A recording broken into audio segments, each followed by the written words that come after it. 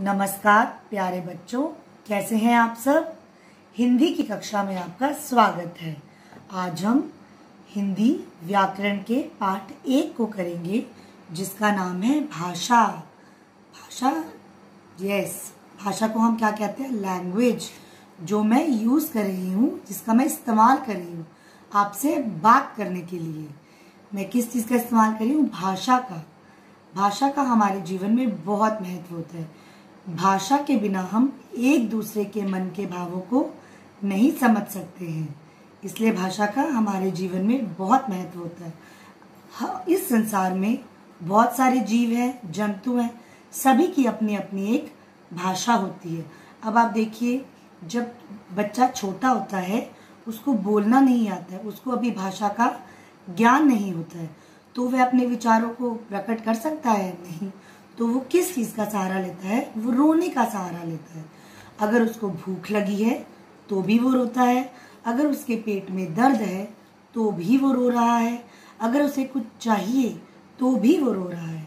वो अपने मन के भावों को रो कर प्रकट करता है, ताकि हम समझ सके कि उसे क्या चाहिए।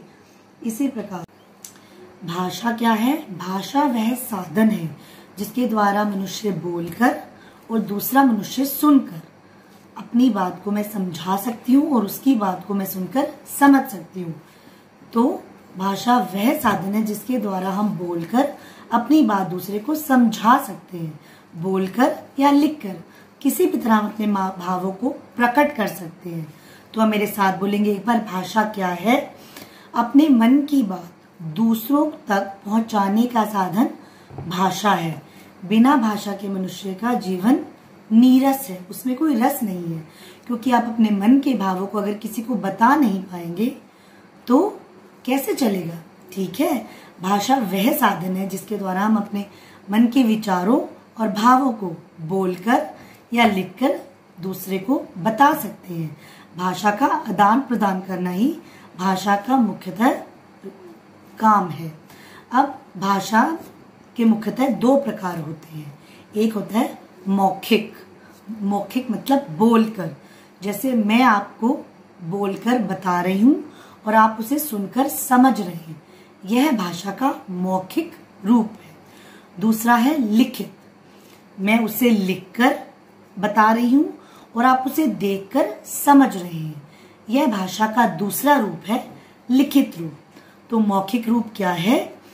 जब हम बोलकर अपने मन की बात दूसरे को बताते हैं और वह उसे समझता है, यह भाषा का मौखिक रूप है।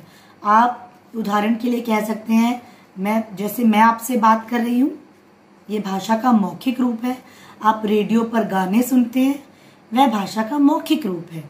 वो बोल रहे हैं और आप सुनकर आनंद ले रहे हैं। भाषा का कैसा रूप है? वो मौखिक, सुनकर समझना या आनंद लेना भाषा का मौखिक रूप है। लिखित रूप क्या होता है? जब हम अपने मन की बात लिखकर या अपने विचारों को लिखकर प्रकट करते हैं या दूसरे को बताते हैं, वह भाषा का लिखित रूप होता है। अब अगर मैं बताती हूँ कि आपकी हिंदी की पुस्तक है, इसमें ये लिखा है, लिखकर आप उसे पढ़ेंगे और समझेंगे, यह भाषा का कैसा रूप है? लिखित रूप। अब आपके घर समाचार पत्र आता है, उसमें लिखा हुआ होता है और आप उसको पढ़ते हैं, वह भी भाषा का लिखित रूप होता है। तो भाषा के मुख्यतः कितने रूप होते हैं? 2।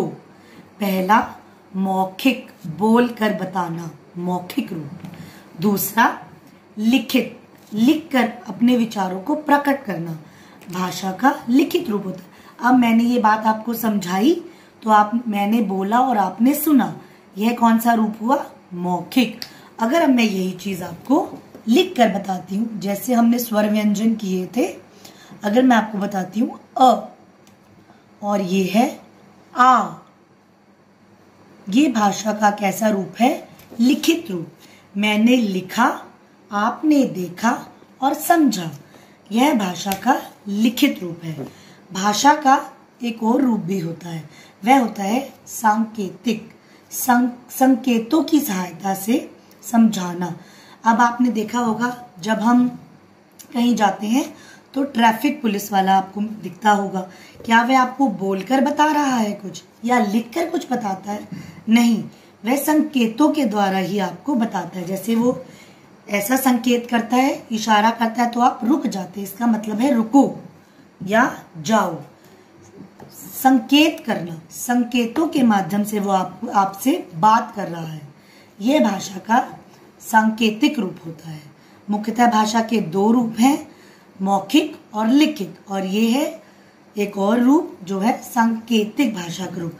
अब आप देखिए, जैसे आप शाम को बाहर खेलने जाते हैं, आप खेल रहे हैं पर आपका कोई दोस्त आया है, उसने आपको बोला कि मैं भी आपके साथ खेलूंगी, तो उसने आपको बोलकर अपने विचार प्रकट किए और आपने सुने। यह भाषा का कैसा रूप हुआ? मौखिक रूप। ठीक है, अब मैं और अगर आपको मैं समझा रही हूँ, ये भाषा का मौखिक है, पर अगर मैं जो चीज लिखकर बता रही हूँ वो लिखित रूप माना जाएगा। ठीक है, अब मैं आपको बताती हूँ।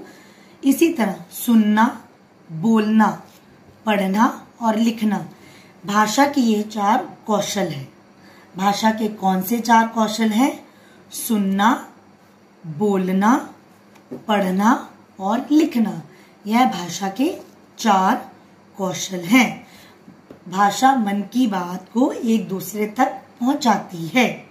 भाषा के कौन से 2 रूप होते हैं? मौखिक और लिखित। और भाषा के 4 कौशल हैं। कौन से कौशल हैं?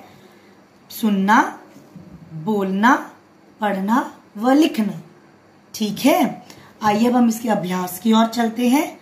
तो इसको पढ़ते हैं। नन्हा बच्चा भूख लगने पर क्या करेगा? अब एक छोटा बच्चा है, जब उसे भूख लगी है पर उसे भाषा का ज्ञान तो अभी आता नहीं है, तो वो आप कैसे बताएगा? वह रोकर आपको बताएगा। भूख लगने पर आप अपनी माँ को कैसे बताते हैं? जब हमें भूख लगती है तब हम अपनी बात को अपनी माँ तक कैसे पहुंचाते हैं? भाषा से। हम बोलते हैं कि माँ मुझे भूख लगी है और वो समझ जाती है। आप अपने घर पर कौन सी भाषा बोलते हैं? पहले आप मुझे बताइए, क्या आपको पता है हमारी राष्ट्रभाषा कौन सी है? मैं आपको बताती हूँ, हिंदी हमारी राष्ट्रभाषा है। आप अपने घर पर भी हिंदी का ही उपयोग करते होंगे, तो आप अपनी माँ को कैसे बताएंगे? बोलकर। ठीक है, अगला प्रश्न है, यदि आपको कुछ चाहिए तो आप अपनी बात माँ को कैसे बताएंगे? भाषा के माध्यम से हम अपने विचारों को अपनी माँ तक पहुंचाएंगे। आइए, कुछ वाक्य दिए गए हैं, ये बताना है कि वह सही है या गलत है। पहला वाक्य है, हम बोलकर अपनी बात दूसरों तक पहुंचाते हैं। हम अपनी बात दूसरे तक कैसे पहुंचाते हैं? बोलकर। बिल्कुल सही, यह वाक्य बिल्कुल सही है। दूसरा वाक्य, हम सुनकर दूसरों की बात नहीं समझ सकते। अब मैं आपको बोल रही हूँ, आप इस बात को समझ रहे हैं, तो ये वाक्य गलत है। हम सुनकर दूसरों की बात को समझ सकते हैं। ठीक है। तीसरा, पशु पक्षी भी बोलते हैं। बिल्कुल, हर जीव जंतु की अपनी एक भाषा होती है जिसका वे उपयोग कर आपस में बातचीत करते हैं। ठीक है, तो ये वाक्य बिल्कुल सही है। अगला वाक्य है, बोलना और सुनना ही भाषा के कौशल हैं। नहीं, यह वाक्य गलत है, क्योंकि मैंने आपको क्या बताया था? भाषा के 4 कौशल है, बोलना, सुनना, पढ़ना व लिखना। ठीक है, तो ये वाक्य गलत है। अगला है, सही उत्तर पर निशान लगाएं। जो लोग बोल नहीं सकते वे लोग अपनी बात कैसे समझाते हैं?